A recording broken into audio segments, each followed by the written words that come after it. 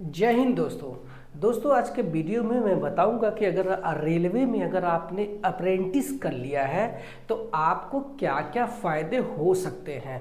तो अगर आप रेलवे के किसी भी वर्कशॉप में किसी भी जोन में है, आप ऑल ओवर इंडिया में, चाहे सेंट्रल रेलवे में, चाहे नॉर्दर्न रेलवे में, चाहे ऐसी सीआर बिलासपुर या कहीं भी या आपने कर लेते हैं, तो आपको क्या क्या फ़ायदे हैं। अगर आप इसके फ़ायदे सुन लेंगे तो आप हैरान रह जाएंगे और जल्दी से जल्दी अप्रेंटिस करने के बारे में आपने ज़रूर सोचेंगे।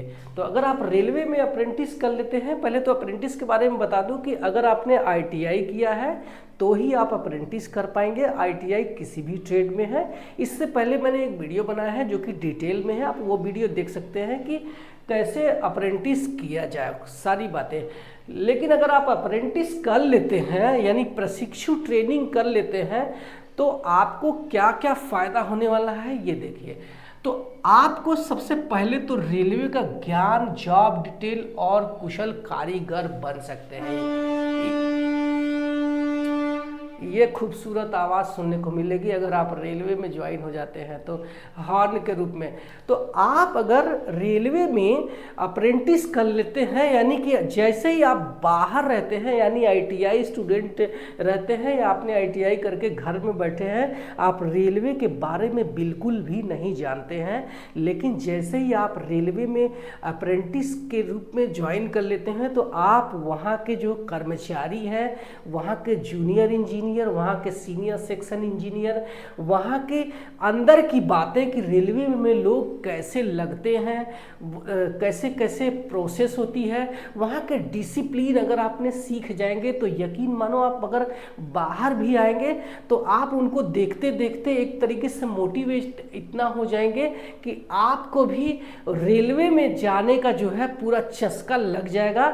जैसे डॉक्टर का बच्चा डॉक्टर बनता है, देखना आईएएस का बच्चा कोशिश ये करता है कि वो भी आईएएस लेवल तक जाए, और क्योंकि उसको जो है वही माहौल वहाँ पे मिलता है। तो अगर ये माहौल अगर आप ज्वाइन करते हैं तो इस माहौल का बहुत बड़ा असर होता है, ध्यान रखना।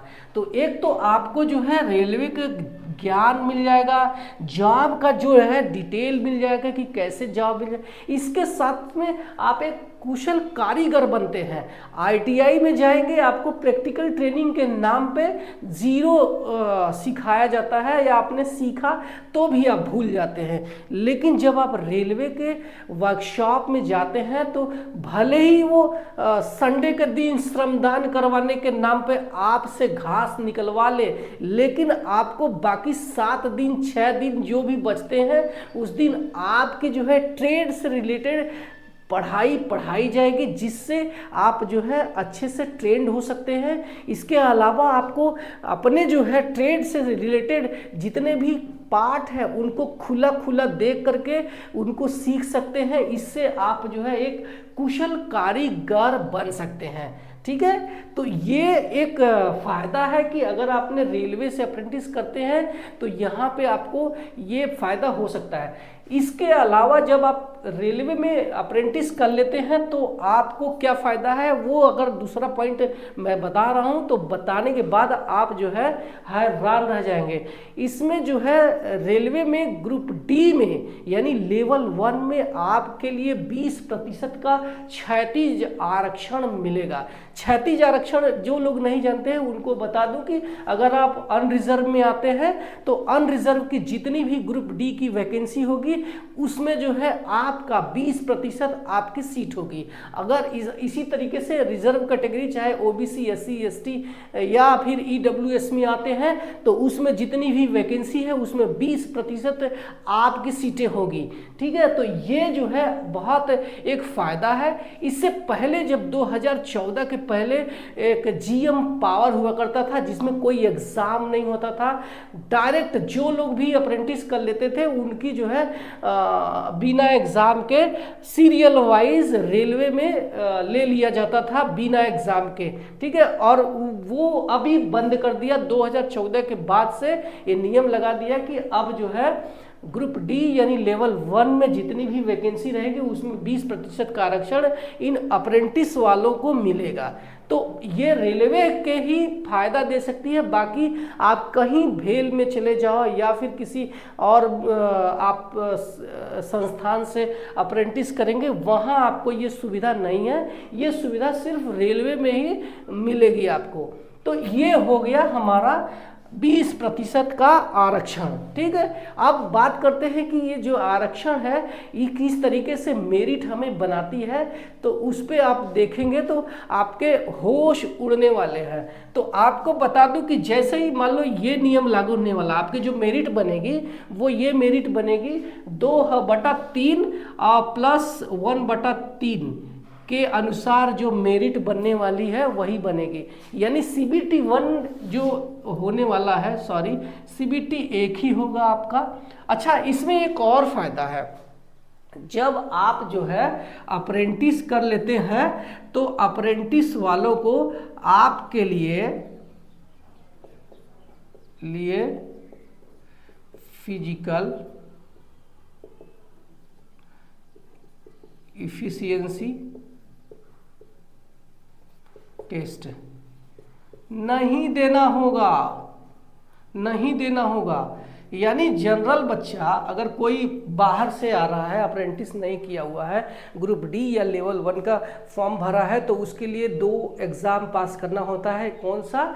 एक तो ये है जो CBT है, और इस CBT में अच्छे खासे स्कोर करने पड़ेंगे। और अगर आपने अप्रेंटिस किया हुआ है तो इसमें 20% का तो आरक्षण मिलेगा ही। इसके साथ में ये लोग जो एक फिजिकल इफिशिएंसी टेस्ट देते हैं, इससे भी आपको छुटकारा मिल जाएगा। आपको फिजिकल एफिशिएंसी टेस्ट देना नहीं होगा। तो ये एक और बेनिफिट है जो कि अगर आपने रेलवे में अप्रेंटिस कर लेता है तो। अब हम इस मेरिट की बात कर ले हैं, 2/3 और 1/3 क्या है। तो मान लीजिए कि जो उस एग्ज़ाम है, मानना क्या है, ये सच है कि 100 क्वेश्चंस आने वाले हैं।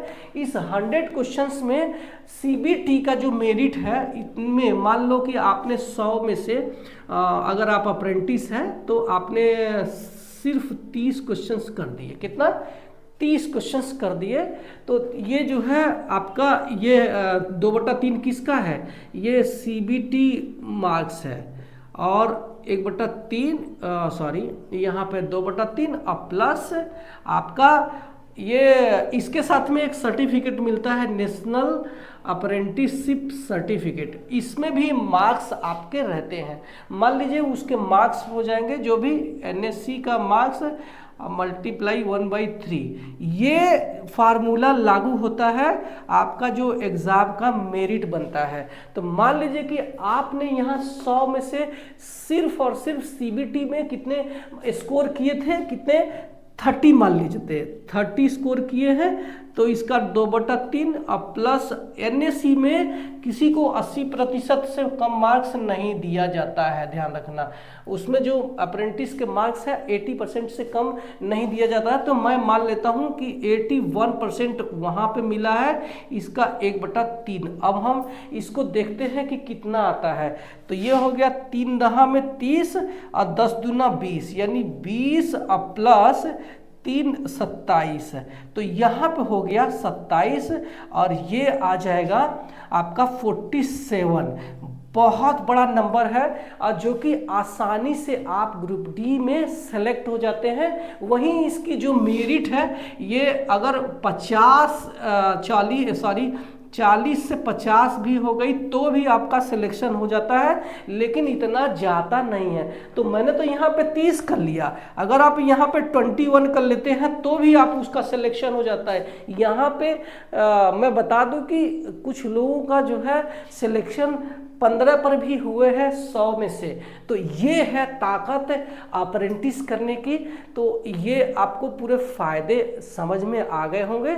अगर आपको ये वीडियो अच्छा है लाइक जरूर करना, ठीक है। और आप मुझे बताना कि ये जो है अप्रेंटिस का ताकत कैसा लगा, कमेंट सेक्शन में ज़रूर बताना। और हाँ, मुझे पूछना चाहते हैं, कुछ पर्सनली मैसेज करना चाहते हैं तो आप मुझे इंस्टाग्राम में भी पूछ सकते हैं, मैं वहाँ भी रिप्लाई करता हूँ। मिलते हैं अगले किसी नए इन्फॉर्मेशन के साथ में, तब तक के लिए बाय बाय।